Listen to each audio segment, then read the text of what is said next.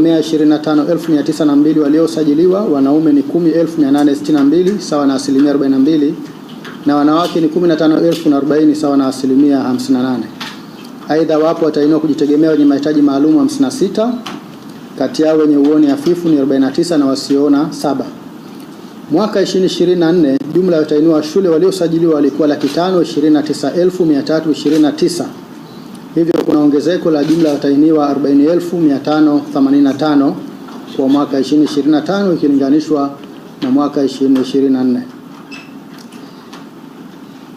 Ndugu wanahabari, mtihani wa kidato cha 4 ni muhimu kwa kuwa hupima umahiri wa wanafunzi katika yale yote waliojifunza katika kipindi cha miaka 4 ya elimu ya sekondari. Aidha, matokeo ya mtihani huu hutumika katika uchaguzi wa wanafunzi wanaojiunga na kidato cha 5 pamoja na fani mbalimbali za utaalamu wa kazi. Hivyo ni mtihani muhimu sana kwa taifa letu.